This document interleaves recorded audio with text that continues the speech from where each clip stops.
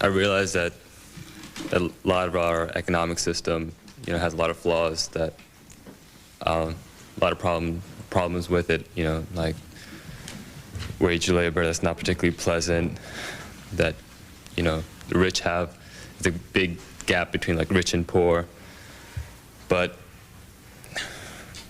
I mean, it's together now because there's been like increasing standards of living in America, and isn't that in one way like a justification for it, the why it's still around, why capitalism, from my understanding, has triumphed and it's still strong? No, it's not.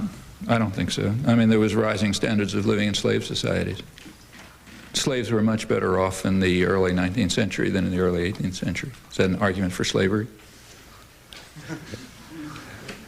Well, it's a terrible argument, Perhaps my question could be put a little differently.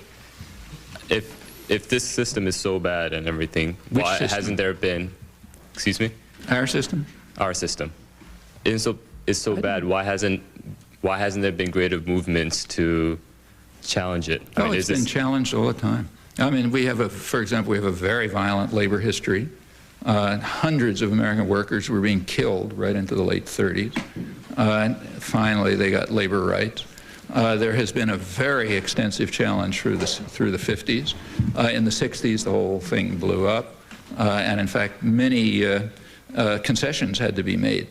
And it still continues. I mean, we right now happen to be in a period of regression, but as I say, it's cyclic. So it was much more regression in the 1920s when labor was really crushed. So yes, there's always challenge and struggle. But when you say, is the system so bad, I don't even know what that means. I mean, slave societies went on for centuries and centuries without any challenge. Okay? Did that justify them? And in fact, if you really want to be serious about it, the slave owners were giving arguments rather like yours. So slavery, very much like it. Read, say, George Fitzhugh, who was the leading spokesman for the American, slave owners in the South. At the time when it was becoming a serious issue, like around the 1840s, he had pretty powerful arguments in favor of slavery. What he was saying is, look, the reason you Northerners are against slavery is because you're anti-negro racists. We are not racists. We think that you should take care of your subjects. So we treat them nicely. And we even do that on economic grounds because they're our capital. Like if I make an anachronistic analogy, if I buy a car and you rent a car, okay, and somebody comes a year later and has a look at the two cars, which car is going to be in better shape? Okay, well, mine, because I own it, so I'm going to take care of it. Not yours, because you rent it and you can just throw it away and get another one, okay? That's exactly Fitzhugh's argument. He says, look, we own people, you just rent them. So therefore, we take care of them.